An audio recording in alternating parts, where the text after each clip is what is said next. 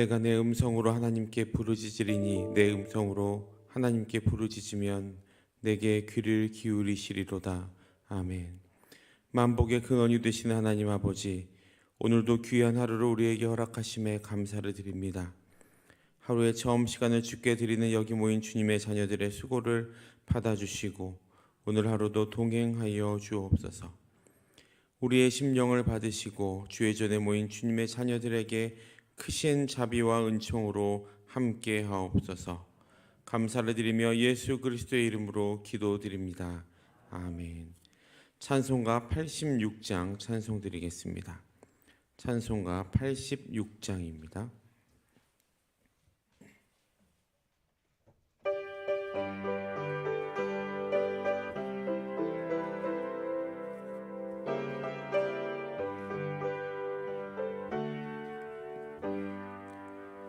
내가 늘 의지하는 예수, 나의 상처 입은 심령을 불쌍하게 여기사 위로하여 주시니 미쁘신 나의 좋은 친구.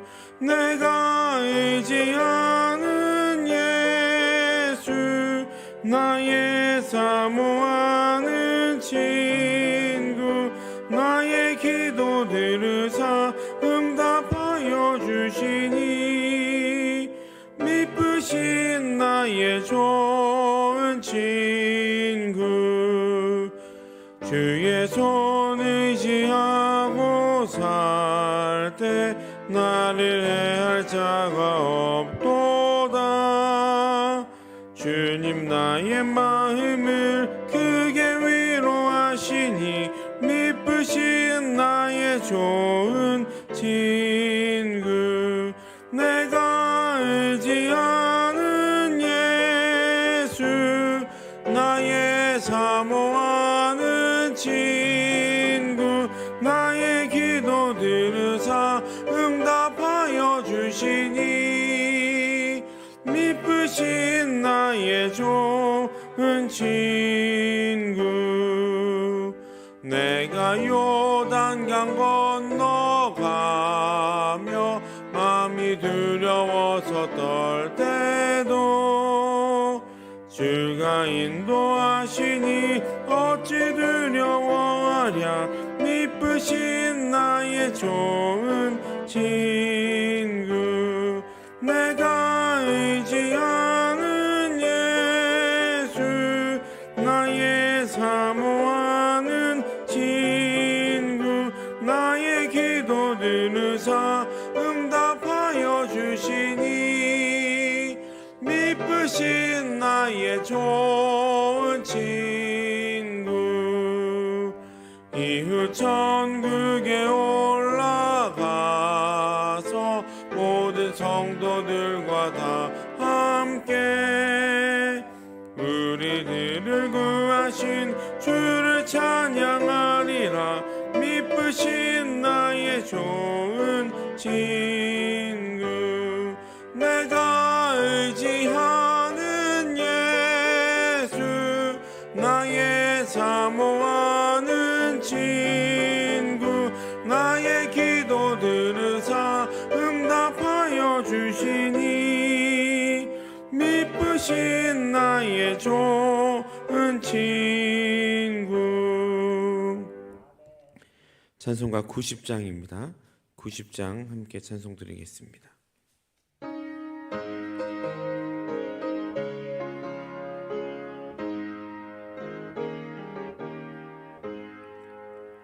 주 예수 내가 알기 전 날 먼저 사랑했네.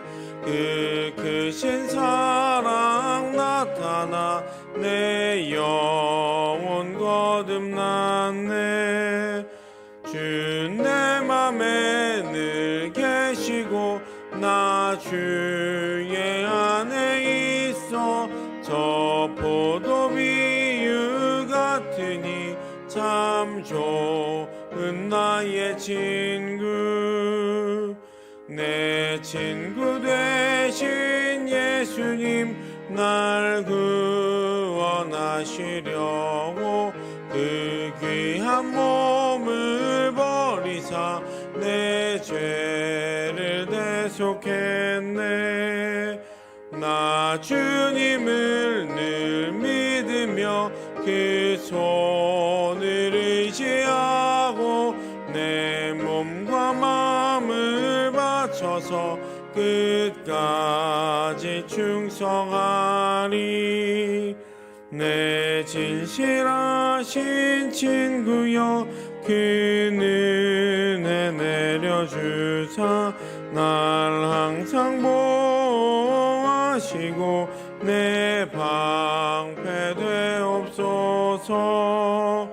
그 풍성한 참 사랑을 네 능히 끊을 소냐. 날 구원하신 예수는 참 좋은 나의 친구. 아멘. 오늘 우리가 함께 나눌 말씀은 마태복음 14장 22절부터 33절까지의 말씀입니다. 마태복음 14장 22절로 33절까지의 말씀을 다 함께 합독하도록 하겠습니다. 예수께서 즉시 제자들을 재촉하사 자기가 무리를 보내는 동안에 배를 타고 앞서 건너편으로 가게 하시고 무리를 보내신 후에 기도하러 따로 산에 올라가시니라. 저물매 거기 혼자 계시더니 배가 이미 육지에서 수울이나 떠나서 바람이 거스름으로 물결로 말미암아 고난을 당하더라. 밤 사경에 예수께서 바다 위로 걸어서 제자들에게 오시니 제자들이 그가 바다 위로 걸어오심을 보고 놀라 유령이라 하며 무서워하여 소리 지르거늘 예수께서 즉시 이르시되 안심하라 나니 두려워하지 말라. 베드로가 대답하여 이르되 주여 만일 주님이시거든 나를 명하사 물 위로 오라 하소서 하니 오라 하시니 베드로가 배에서 내려 물 위로 걸어서 예수께로 가되 바람을 보고 무서워 빠져가는지라 소리질러 이르되 나를 구원하소서 하니 예수께서 즉시 손을 내밀어 그를 붙잡으시며 이르시되 믿음이 작은 자여 왜 의심하였느냐 하시고 배에 함께 오름에 바람이 그치는지라. 배에 있는 사람들이 예수께 절하여 이르되 진실로 하나님의 아들이로소이다 하더라. 아멘. 할렐루야. 오늘 아침 하나님의 말씀을 통해 새로운 힘을 공급받아 하루를 승리하시는 여기 계신 모든 성도님들 되시기를 주님의 이름으로 축복합니다. 오늘 본문은 예수님께서 풍랑을 만난 제자들을 찾아와 구원해 주시고 또 물 위를 걸어오시는 예수님을 제자들이 처음으로 하나님의 아들이라고 고백하는 장면이 담겨져 있는 내용입니다. 아주 놀라운 부분이죠.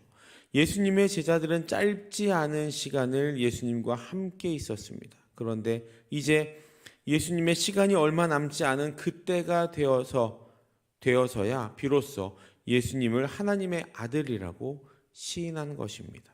그리고 이후에 16장에서 비로소 베드로는 이제 주는 그리스도시요 살아계신 하나님의 아들이십니다라고 베드로 자신의 신앙 고백을 예수님께 고백하고 있습니다. 그런 것을 보면 이 출애굽기에 나왔던 이스라엘 백성들이나 또 오늘 본문에 나와 있는 예수님의 제자들이나 참 비슷한 것 같습니다. 그리고 눈으로 하나님과 예수님의 기적들을 몸소 체험한 사람들도 이렇게 온전한 신앙 고백을 한다는 것이 참 어려운데 이 눈에 보이지 않는 주님을 믿어야 하는 우리 나름대로의 신앙 고백을 하며 이 유혹 많은 세상에서 주님을 따라간다는 것이 얼마나 대단한 것인지 그리고 여러분의 그 신앙이 얼마나 귀중한 것인지를 새삼 깨닫게 되는 것 같습니다. 바라께는 그 신앙의 깊이가 계속 깊어져서 뿌리 깊은 나무와 같이 절대로 흔들리지 않고 오히려 힘들고 어려운 세상에서 많은 사람들에게 쉼이 되어주시고 또 버팀목이 되어주시는 그 예수님을 소개하시는 우리 수유동교회 모든 성도님들 되시기를 주님의 이름으로 축복합니다.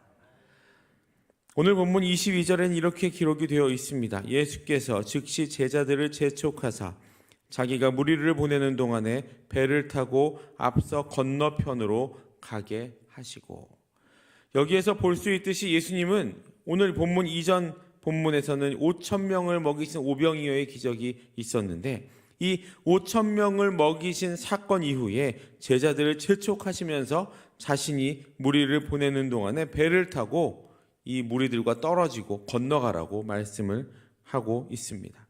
그렇게 제자들을 먼저 보내신 이유는 아마도 오병이어를 경험한 이 5,000명 이상의 사람들이 예수님을 정치적으로 또 민족적으로 군사적으로 메시아로 오해하고 기대할 가능성을 미연에 방지하고자 함이었을 겁니다. 또 한 가지 이유는 이 제자들 때문이었습니다. 본문에는 잘 나타나 있지 않지만 그런 놀라운 기적을 경험했던 제자들은 아마 엄청나게 어쩌면 흥분 상태였을 수도 있습니다. 예수님의 이 놀라운 기적을, 떡 5개와 물고기 2마리로 5,000명 이상을 먹이는 이 놀라운 기적을 두 눈으로 가장 가까운 자리에서 목격한 제자들은 마치 자신들이 뭐라도 한 것인 것처럼 우쭐댔을 수도 있을 것 같습니다. 제 경험상 그런 것 같습니다. 참 우리 인간의 마음들은 참 연약합니다. 우리는 도구에 불과한데 그런 일들이 생기면 내가 주인공인 줄 착각하기도 한다라는 거죠. 그래서 이 많은 문제들이 평범한 사람들에게서 나타나지 않고 이 성령 충만하다고 하는 사람들, 또 그런 기도원이나 그런 치유의 사역들을 하는 사람들에게서 이런 일들이 일어나게 되는 겁니다. 내가 한 것으로 착각을 한다라는 겁니다. 어제까지 목사님께서 계속 말씀하셨던 이 성령 충만이라는 것은 다른 것이 아닙니다. 내가 하나님의 도구임을 인정하는 것, 그것으로부터 시작이 되는 겁니다. 내가 하나님의 도구라고 인정하지 않는데 어떻게 하나님께서 나에게 성령을 부어주시겠습니까? 성령을 부어주시는 이유는 결국 하나님의 일을 하게 하기 위함인데, 내가 나에게 힘이 있다고 막 생각하는 사람에게 하나님은 성령을 부어주시지 않는다라는 말이죠. 아마 제자들도 그랬기 때문에, 그렇게 우쭐한 마음을 가지고 있었기 때문에 어쩌면 예수님은 제자들로 하여금 빨리 그 자리를 떠나게 하셨을 수도 있습니다. 그렇게 제자들과 모든 군중들을 보내신 예수님은 23절에 나와 있는 것처럼 홀로 기도하러 가십니다. 무리를 보내신 후에 기도하러 따로 산에 올라가시니라. 저물매 거기 혼자 계시더니. 그렇게 예수님께서 기도하신 이유는 자신의 앞길을 예비하기 위함이었습니다. 흥분되어 있던 제자들과는 달리 예수님은 자신의 길, 자신이 가야 할 길이 이 박수갈채가 쏟아지는 그런 길이 아님을 알고 계셨다라는 거죠. 당신이 가셔야 하는 길은 그렇게 많은 사역과 기적들을 행하셨지만 그럼에도 불구하고 자신이 가야 하는 길은 고난의 길, 죽음의 길임을 알고 계셨던 예수님은 이렇게 기도로 자신의 길을 준비하신 겁니다. 기도로 자신의 길을 준비하고 있는 그 순간, 조금 전까지 엄청난 기적을 경험하여 들떠 있었던 제자들이 다른 곳에서 풍랑을 만나게 됩니다. 이들에게 바다의 풍랑은 두려움의 존재였습니다. 두려움으로 찾아왔을 겁니다. 이들 중에는 물에서 잔뼈가 굵은 사람들도 있었을 텐데, 그래서 그런지 어쩌면 이 바다의 풍랑을 더 두려워했던 것 같습니다. 그도 그럴 것이 25절에서 말하는 것처럼 지금 이 풍랑이 일어나고 있는 시간은 밤 사경이라고 기록이 되어 있는데, 지금으로 말하면 새벽 3시에서 6시 사이, 지금 우리가 이 새벽 기도를 드리고 있는 이 시간 사이라는 말입니다. 우리도 그런 것처럼 이 동이 트기 전, 바로 전 시간이 가장 어두운 시간이죠. 달도 많이 내려왔고 해도 아직 올라오지 않은 그런 시간입니다. 그렇게 아침이 밝기 전 캄캄한 바다에서 제자들은 풍랑을 만나게 된 겁니다. 이 풍랑이 자신들에게 어떤 영향을 미칠지 누구보다도 잘 알고 있었던 제자들은 두려웠을 겁니다. 자신들이 경험했던 그 놀라운 기적은 다 머릿속에서 지워지고 내가 죽겠구나라는 생각이 먼저 떠오르게 됐다라는 거죠. 그런 상황 가운데 제자들은 그런 풍랑이 넘치는 바다 위를 걸어오고 있는 어떤 물체를 보게 됩니다. 가뜩이나 생사가 달려있는 그 상황에서 정체를 알 수 없는 한 형체가 바다 위를 걸어오고 있으니 누구라도 놀라지 않을 수가 없었을 겁니다.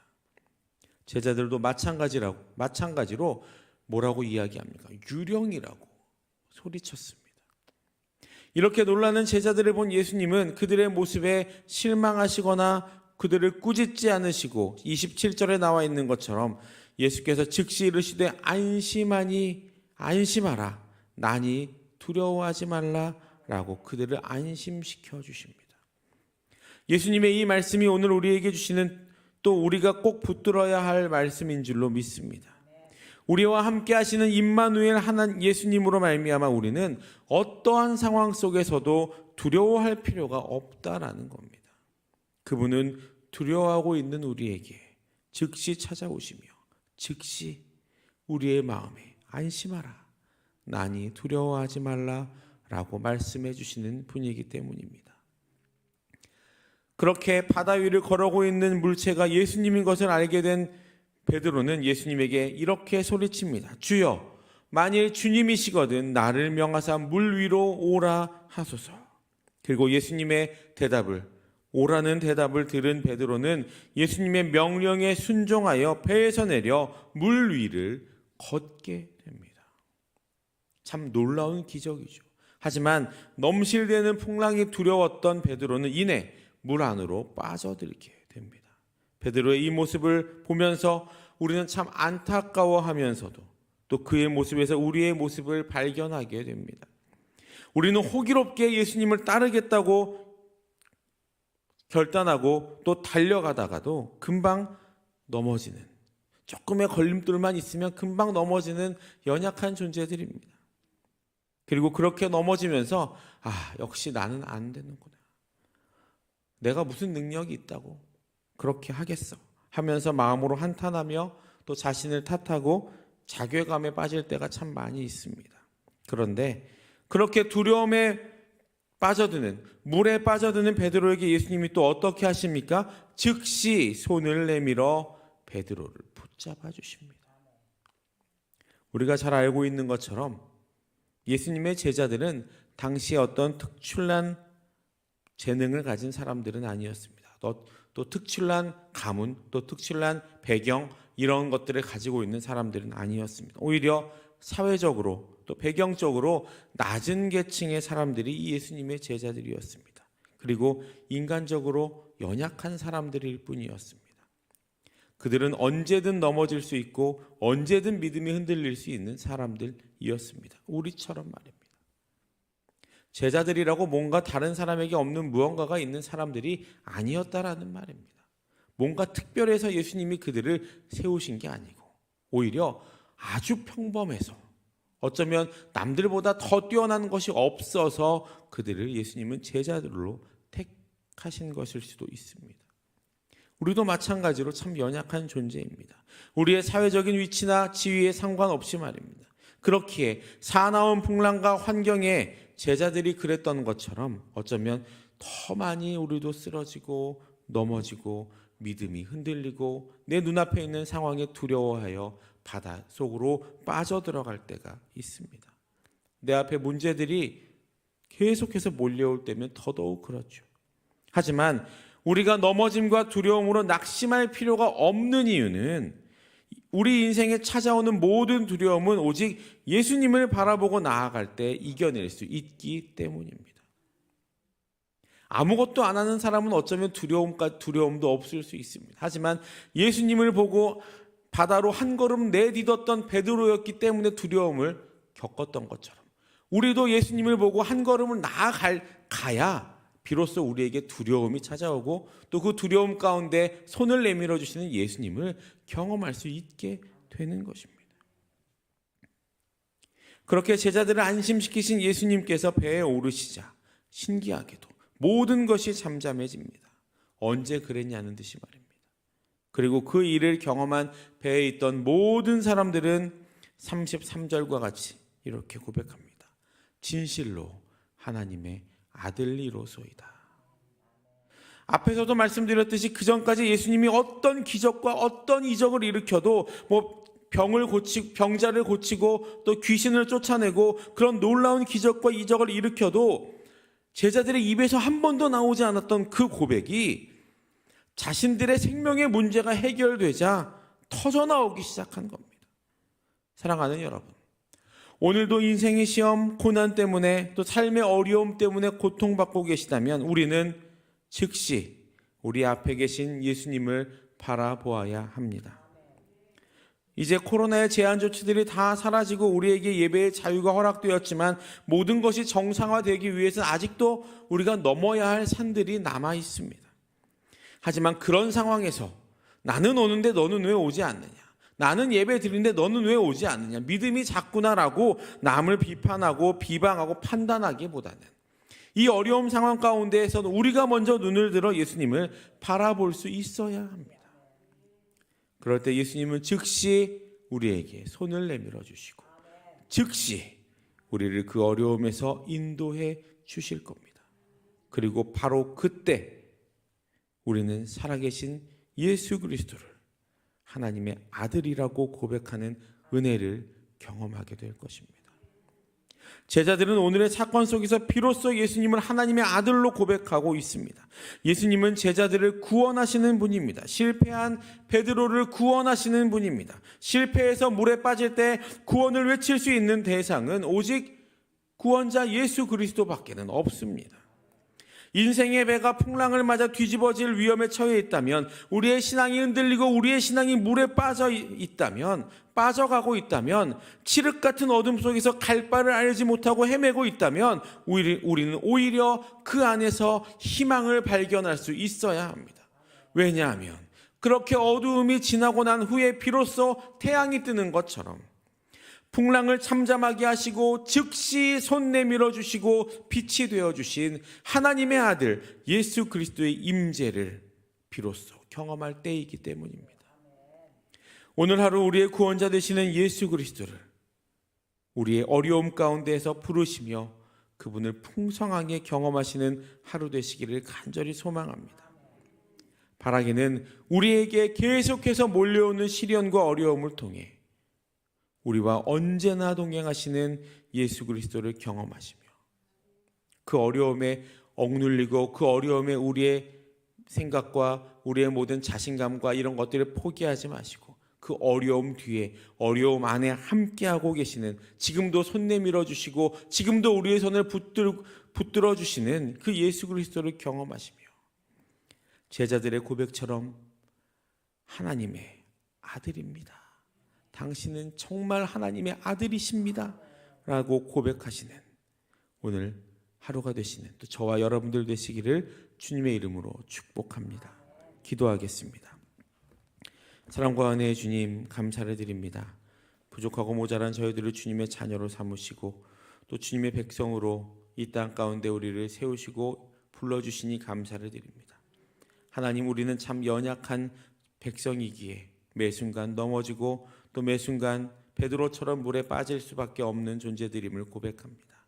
하지만 믿음으로 주님을 바라보고 나아갈 때 그렇게 빠지는 것임을 우리가 믿고 또 그 상황에서 즉시 손 내밀어 우리를 이끌어 주시는 주님을 바라보게 하옵소서. 그리고 그 어려움 가운데에서 빠져나왔을 때, 그 어려움 속에서 손 내밀어 주시는 주님을 만났을 때 비로소 주는 그리스도시요 살아계신 하나님의 아들이십니다 라는 그 믿음의 고백을 할 수 있는 오늘 하루가 될 수 있도록 인도하여 주옵소서. 지금도 병상에서 고통받고 있는 많은 환우들이 있습니다. 그들의 육체 위에 또 그들의 마음 위에 이 시간 손 얹어 안수하여 주시고 그 모든 환부에 주님 치유의 광선으로 비춰주셔서 그 모든 어려움들이 해결되게 하시고 아픈 상처들이 치유되게 하시고 하루속히 건강한 몸으로 주님 앞에 나와 함께 예배하는 은혜가 있게 하여 주옵소서. 코로나의 많은 제한 조치들이 풀려 있지만 아직도 우리의 마음은 두려움 가운데 놓여 있습니다. 주님, 이 두려움을 이겨내게 하시고 이 두려움 속에서도 지금도 손 내밀어 주시는 예수님을 바라보며 이제 그 두려움을 떨쳐내고 주님 앞으로 나와 함께 예배하는 은혜가 있게 하여 주옵소서. 지금도 북한에 억류되어 계신 세 분의 선교사님들 계십니다. 그들의 생사를 우리는 알 수 없지만 하나님, 확실한 것은 그들을 통해 예수 그리스도의 보혈의 능력이 그 북한 땅에 흐르게 됨을 믿습니다. 주님, 그것으로 말미암아 북한 땅이 하루속히 주님 품으로 돌아오게 하시고, 혹여라도 이 세 분의 선교사님들 아직도 주님 앞에 살아계시다면 가족의 품으로 돌아와 함께 예배하고 기뻐하는 은혜가 있게 하여 주옵소서. 마음의 소원과 기도의 제목이 있어 1,000번째 예물을 올려드립니다.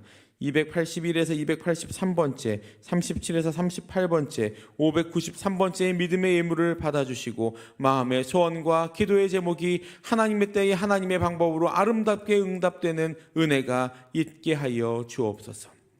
성령 강림절을 준비하고 성령의 충만함을 기대하고 기다리는 우리의 모든 주님의 자녀들의 마음 가운데 성령으로 충만케 하여 주시고 성령님 임재하여 주옵소서.